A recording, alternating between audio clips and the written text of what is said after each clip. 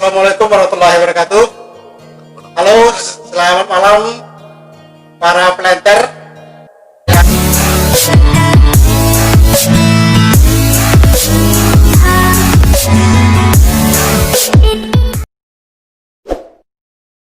Rekan planter semua, selamat malam. Assalamualaikum warahmatullahi wabarakatuh.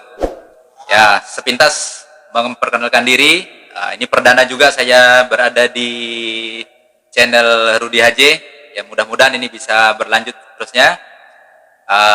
Nama saya Abdul Ripai. Saat ini diamanahkan untuk memegang atau mengkomandoi PT Fajar Saudara Lestari di wilayah kerja Mungguk Ruang Estate. Saya kira untuk perkenalan seperti itu.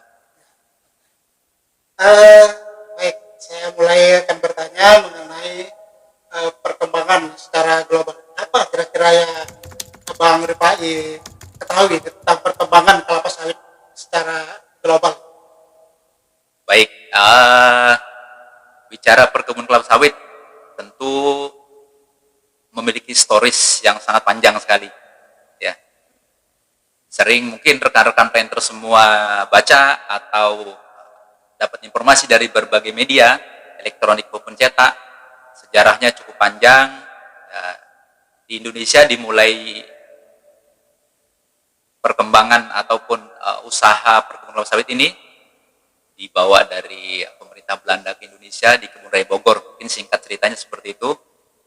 Dari yang tadinya bertujuan hanya untuk tanaman hias, selanjutnya berkembang terusnya diusahakan secara komersil, mulai dari perkebunan di wilayah Aceh, sampailah perkembangan seterusnya sampai di hari ini kurang lebih ya kalau kita baca itu ada hampir 16 juta hektar ya, yang sekarang sudah komersil semua ya. Bahkan mungkin dari sisi produksi Indonesia sendiri mungkin bersama dengan negara tetangga kita Malaysia ini sudah menguasai kurang lebih 45 sampai 50% CPO dunia. Wow. Memang sangat biasa. Iya, jadi perkembangan luar biasa untuk dari sisi perkebunan sendiri. Oke, ya, itu hal perkenalan dari perkembangan kelapa sawit secara global. Kemudian kita ingin mengetahui Bang Ripai ini kan mengambil jurusan ini udah pas di jurusannya pertanian. Itu pertanian ya. Nanti saya ceritanya nanti ya. Ya pertanian. Jadi pas di pertanian. Jadi sebenarnya apa nih yang membuat Bang Ripai ini memilih jurusan pertanian? Ya. Jadi boleh sedikit berkelakar kita lah ya, santai ya. Bebas. Jadi sebenarnya pertanian ini bukan pilihan perdana ya. Oh ya. Ya, jadi mungkin ini ya seperti kita lah. Seiring perjalanan waktu, bertambah usia, terjadi metamorfosis tujuan cita-cita seperti itu. Ya, kalau bicara pendidikan, mungkin saya sedikit mengulas pribadi lah ya. Saya kira ini juga jadi mudah-mudahan jadi motivasi bagi rekan-rekan semua. Mungkin sedikit saya membuka jati diri ya. Ya, saya dilahirkan dari keluarga yang kurang mampu, katakan seperti itu. Dari SD itu ya katakanlah dari SD, SMP, SMA sampai kuliah itu bakalnya beasiswa semua. Jadi alhamdulillah lah ya. Jadi orang tua nih insya Allah tetap apapun cerita orang tua lah yang mensupport ya. Mungkin dari sisi materi kurang, tetapi untuk support dukungan yang lain itu saya hargai dan saya cukup bangga. Kembali ke pendidikan, saya dilahirkan di tahun 82, mengenyam pendidikan SD di lulus tahun 88 ya. Kemudian 88 SD masuk, 94 itu masuk SMP, 97 masuk SMA, 2000 masuk kuliah, dan 2004 itu selesai. Ya. Siswa semua ya? Iya, siswa semua. Jadi memang kata orang di sekolah mulai dengkul lah ya, mulai dengkul niat ya. Termasuk di kuliah itu ya tinggalnya juga di kadang ikut orang, kadang di musola. Jadi ya saya kira ini motivasi. Mental baja lah ya, Ya. mental baja. Jadi keinginannya apa waktu itu, saya harus kuliah. Mungkin pada hari itu saya belum berpikir kerja atau tidak. Saya harus mengangkat derajat orang tua saya. Ya, seperti itu ya. Jadi kuliah juga awalnya saya hanya berpikir kuliah saja. Belum berpikir apa jurusannya yang mau diambil nih ya gitu kan. Jadi pas kebetulan kawan satu bangku di sekolah waktu itu pas kebetulan SMA-nya SMA 2 ya sekalian ya untuk rekan-rekannya SMA 2 kita ya. SMA 2 Marta Dinata Pontianak ya ya. Ya, kalau SMP-nya SMP 1 ya. Jadi ini kita mungkin ada yang ya reuni gitu ya. Nah, jadi ada yang satu kelas itu masuk pertanian. Jadi ya di pertanian lah yang di situ belum ke sana ya. Karena waktu itu pikir sudah nggak ada insinyurnya sudah tidak keren bahasanya. Jadi tahun 2000 itu sudah cukup jauh. Jadi sudah gelarnya itu pun juga SP bukan insinyur lagi ya. Jadi hanya dari kawan ada ikut jadi daftarlah waktu itu. Pas kebetulan waktu itu saya hanya ngambil di Untan. Pilihan pertama juga hanya di pertanian ngambil satu pilihan saja dan alhamdulillah lulus ya. Jadi disitulah mulai. Sebenarnya cita-citanya awal itu pengen jadi pengajar, dosen lah seperti itu ya. Dosen sebenarnya ya. Jadi waktu tahun 2004-2005 itu rupanya peluang dosen di pertanian itu sudah tidak ada S2. Satu lagi. Jadi harus S2. Pas kebetulan saat itu untuk S2 kan di hutan tidak ada ya untuk jurusan yang ke pertanian. Jadi kuliah seperti itu kan. Tapi juga harus target saya harus selesai. Waktu itu target saya sebenarnya 3,5 tahun harus selesai ya. Ya agak meleset sedikit ya. Tapi masih alhamdulillah ya. Kita juga harus bangga ya. Ya siap ya terlan juga. Jadi dengan modal dengkul masih diberi lulus waktu itu cum laude ya. IPK-nya 3,64 cukup. Alhamdulillah lah ya. Jadi ini jadi motivasi untuk kawan-kawan juga. Jadi materi itu bukan yang utamalah niat. Nah, seiring perjalanan waktu luluslah 2004. Nah, ini sedikit stories untuk ini ya, Pak ya. Bang Rudi ya, saya panggil Bang Rudi ya. Jadi bernostalgia dengan pendidikan sedikit lah ya. Jadi tamat kuliah waktu itu 2004 kita ikutlah proyek dosen lah berapa kali juga berpikir akhirnya nggak bisa juga seperti ini kan.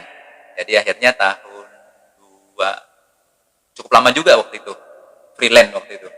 Jadi 2007 barulah tertarik ke dunia perkebunan ya. Saya sedikit ya mengenang waktu itu yang pertama saya bergabung di grup KSK Group juga ya. KSK Group tepatnya di PT Mitra Aneka Rezeki. Ya. Itu masih HRD-nya Pak Stephen Ananda ya, almarhum ya. Nah, disitulah baru mulai berkarir di perkebunan. Jadi kalau untuk perkebunan baru 2007 akhir berarti sekarang 2020 13 tahun. Saya kira kalau untuk kebun masih muda ya, kalau planter masih 10 tahun, 12 tahun, masih 12 tahun itu belum lama itu ya. Tapi kalau udah di atas 20 tahun, nah itulah sejati ya. Saya kira sedikit bersari seperti itu. Jadi awalnya tapi dalam perkembangannya tentu saya juga melihat kawan-kawan juga ya. Yang dari pertanian juga ada yang jadi guru. Kenapa saya tidak maksimalkan saya punya potensi di pertanian itu sendiri kan? Akhirnya ya di D3 tapi ke pertanian saya kira masih nyambung lah ya, masih nyambung. Jadi setelah masuk ke perkebunan ya saya harus geluti itu dan sampai sekarang masih alhamdulillah ya masih bergabung di grup yang sama. Memang itu di PT Mar jadi takeover ya masih lah. Mungkin masih sama dengan Rudi ya dari awal karirnya di KSK Group ya. Ya mudah-mudahan sampai pensiun di sini bisa mengambil lebih ilmu dan mudah-mudahan bisa bermanfaat bagi perusahaan dan juga bagi karyawan keseluruhan. Itu jadi ya sekilas tentang story. Jadi niat awalnya bukan ke pertanian, ya pertanian inginnya melanjutkan ke pendidikan lebih lanjut, tapi sekarang apapun ceritanya harus disyukuri. Ya, mudah-mudahan nanti anak bisa melebihi bapaknya. Seperti itu. Ya, saya kira sepintas untuk stories ya di sini ya, pilihan itu ya. Iya, pilihan hidup ya. Baik, ini kan udah Bang Pai ini sudah 13 tahun nih. Lebih 13 tahun. Menggeluti ini. Jadi kira-kira nih Bang Pai ini melihat apa sih sebenarnya tantangan ke depan? Kita ini perkembangan begitu cepat. Jadi begitu cepatnya itu tantangan kelapa sawit di ke depannya apa? Ya. Tantangan itu. Saya kira gini, berbicara tantangan, saya kira untuk prospek kelapa sawit ini cukup besar. Artinya ketika bicara peluang besar, tentu tantangan juga akan berbanding lurus seperti itu ya. Kan sama seperti kita berdagang, ketika ingin mendapat untung yang besar, tentu pengorbanan juga harus besar, modal harus besar. Nah, di balik prospek yang besar, tentu juga tantangannya besar. Nah, untuk menjawab tantangan ini, saya kira bicara tantangan ini sudah kita inilah ya, kita dapat informasi banyak saat ini. Pertama, Indonesia ini menjadi negara terbesar untuk produksi CPO ya, baik secara kuantitas maupun kualitas ya. Dan kemungkinan ini akan bertambah terus. Nah, yang kedua, jumlah penduduk Indonesia cukup padat, cukup ramai. Artinya apa? Seiring pertumbuhan penduduk Indonesia khususnya dan dunia umumnya, tentu kebutuhan akan produk-produk dari perkebunan sawit ini juga akan semakin besar. Ya, gitu betul. Baru dia, betul ya. Ya. Dari produk yang terutama yang dihilir lah, olahan-olahannya. Karena sekarang kita lihat ya produk olahannya cukup banyak ya, dari yang kosmetik sampai yang kita makan mungkin Silver Queen itu juga itu sawit juga itu. Nah, saya kira gini, untuk menjawab tantangan itu, kita mungkin tidak bisa mungkin dasar-dasar perkebunan atau kelapa sawit sudah lama, tetapi seiring perjalanan waktu tentu harus diiringi dengan teknologi kan gitu. Nah, apalagi sekarang Indonesia khususnya dan dunia umumnya sekarang ini kita menghadapi yang disebut revolusi 4.0 ya. Nah, itu kan semua profesi saya kira, termasuk perkebunan kelapa sawit juga, industri kan, sawit salah satu industrinya, itu sudah mengacu pada teknologi ya. Jadi mengkombinasikan antara teknologi dengan otomatik. Artinya apa? Ke depan bisa jadi dengan teknologi yang semakin canggih, semakin tinggi nih, penggunaan tenaga kerja manusia akan makin minim nih Pak Bang Rudi nih. Jadi artinya apa? Tingkat persaingan orang-orang yang akan berkecimpung di perkebunan ini mungkin kita tidak bisa seperti 10-20 tahun lalu. Siapa mau jadi mandor, siapa mau jadi asisten, siapa mau jadi manajer, mungkin akan berbeda sekarang. Kualifikasinya akan jauh lebih tinggi. Ya. Mungkin nanti di era, saya sedikit agak melebar ya.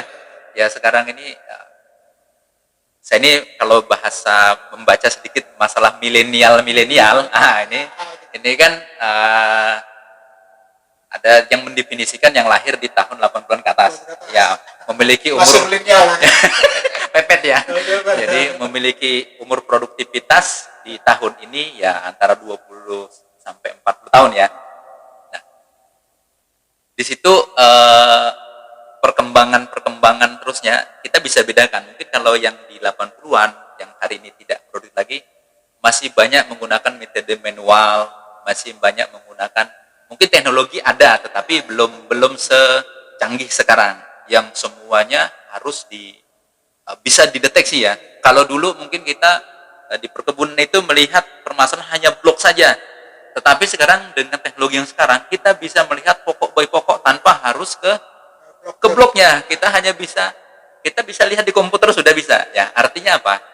Komoditinya tetap sawit, kelapa sawit, tetapi seiring perkembangan teknologi ini, teknologi ini bagaimana berupaya meningkatkan produktivitas, mengurangi losses dan seterusnya. Nah, kembali ke pertanyaan yang disampaikan Bang Rudi tadi, bagaimana kita mempersiapkan terhadap kembang kelapa sawit ini? Ya tentu dalam hal ini rekan-rekan planter semua khususnya, dan juga mungkin yang belum berminat hari ini berminat, ya saya kira bukan hanya di perkebunan kelapa sawit, mungkin untuk profesi Anda semua yang lain juga, itu saat ini tidak bisa lagi kita menjadi orang atau pihak atau generasi yang pasif, generasi yang malas. Kalau kita masih berada di zona yang seperti itu, ya siap-siaplah kita menjadi pengangguran, ya. Siap-siaplah kita menjadi bukan menjadi agent of change, bukan menjadi perubah kondisi sekarang, tetapi malah menjadi penambah masalah. Ya, penambah masalah, ya. Saya kira itu. Jadi nanti mungkin kita akan kembangkan lagi. Saya kira di sini nanti dalam pembentukan bagaimana membentuk generasi yang siap ini, nanti ada peran keluarga di situ. Mungkin nanti kita bisa berkembang ke ya. Jadi ya saya simpulkan, dalam menghadapi perkembangan sawit yang semakin hari ini saya kira semakin berat. Karena apa juga ya Bang Rudi ya, tantangan Eropa juga terhadap sawit ini luar biasa, bukan sana sini. Ya, saya kira ini juga nantinya menjadi PR bagi kita dan juga pemerintah. Nah, saya kira mungkin saya bisa kembangkan lagi nih Pak Rudi ya. Ya, mungkin dengan pertanyaan ini kita bisa berbicara. Stop dulu. Ya. Ini pertanyaan ini jawabannya semakin ini tidak cukup waktunya nih. Iya. Cukup waktunya. Jadi saya kira kita kecilkan dulu sampai di. Jadi singkat cerita mungkin saya simpulkan, suka tidak suka, mau tidak mau, Anda yang hari ini menjadi planter atau yang akan menjadi planter, kalau ingin membangun perkebunan kita khususnya di Indonesia, maka kita harus menjadi generasi yang siap, generasi yang memiliki intelektual, yang memiliki kemampuan digital, yang memiliki kemampuan untuk mengkombinasikan teknologi dengan, tentu satu lagi saya pesan Pak terkait ini ya, tentu satu poin, nanti mungkin kesimpulan saya sampaikan, sebagai manusia ya, keimanan itu yang utama seperti itu. Wah, banyak sekali kita dapat hari ini ya. Jadi kita juga karena session ini akan terus berlanjut, perbincangan ini tidak hari ini saja, tidak konten ini saja, tapi nanti kita akan terus. Yang terakhir, apa nih mimpi Bang Rifai masalah sebuah teknologi di perkebunan? Sebuah mimpi apa kira-kira? Mungkin yang tidak orang pikirkan atau apa itu, sebuah mimpi untuk perkebunan. Jadi ini yang terakhir saya nanti kita akan sampai yang terakhir saja, nanti kita akan lanjut di season berikutnya. Ya, baik. Jadi mimpi ini mudah-mudahan menjadi inspirasi juga bagi rekan-rekan semua ya. Kalau kita mungkin sedikit bisa kembali ke masa lalu, mungkin tidak terpikirkan hari ini perkebunan sawit teknologinya cukup maju. Dulu manual semua sistemnya. Saya kira mimpi ke depan terhadap perkebunan sawit, yang pertama, ini bisa menjadi primadona Indonesia ke depan. Karena apa? Dari perkebunan kelapa sawit ini akan menghasilkan produk-produk nabat, produk-produk yang terbarukan. Ya, beda cerita dengan seperti minyak bumi ya, Bang Rudi ya. Iya, ya ke sana salah satunya. Jadi, dan mimpi lagi yang jauh lebih besar lagi, bagaimana Indonesia di negara kita ini, ataupun khususnya di Kalimantan Barat ini perkebunan kelapa sawit khususnya menjadi komoditi unggulan yang pada akhirnya bisa menghasilkan pendapatan yang besar, baik dari pemerintah maupun petani, ya, dengan endingnya kesejahteraan kemakmuran bagi seluruh kemakmuran. rakyat Indonesia. Iya, itu mimpinya. Yang kedua, saya kira saya hari ini mungkin di perkebunan, tapi ke depan mungkin untuk generasi saya berikutnya nih harapannya bisa menjadi pemilik kebun. Nah, Kan gitu, sama-sama di kebun tapi menjadi pemilik. entrepreneur Iya, seperti itu ya. Karena apapun cerita, lebih bahagia kita menjadi juragan bahasanya seperti itu ya. Nah, daripada kita menjadi seperti itulah ya. Ya, ya. Jadi saya kira itu jadi di tengah apa namanya kondisi seperti ini, apalagi sekarang ini kita masih dihadapkan pada kondisi pandemik ya. Dan saya kira saya mungkin juga promosi ke rekan-rekan semua planter dimanapun anda berada. Alhamdulillah kami di KSK Group khususnya di Kebun Batu Ampar hari ini terkait kondisi saat ini pandemi kami bisa menjaganya dan mudah-mudahan ini bisa apa namanya cepat berlalu. Nah di tengah kondisi seperti ini juga sekali lagi karena ke depan ini kayaknya di lingkungan kita ini petani-petani swadaya ini kan makin banyak nih Bang Rudi ya. Ya sekali lagi ya endingnya adalah bagaimana kesejahteraan masyarakat ini bisa diperhatikan lah dan bisa meningkat. Dan kepada pemerintah saya juga berharap ini ya mungkin ini curhatan kami selaku planter ya, bukan ya. Harapannya ya aturan-aturan yang dibuat itu juga mudah-mudahan aplikatif dan kami bisa menerapkannya tidak terlalu ribet karena prinsipnya kami yakin pemerintah membuat aturan itu untuk memudahkan para pengusaha, memudahkan rakyatnya untuk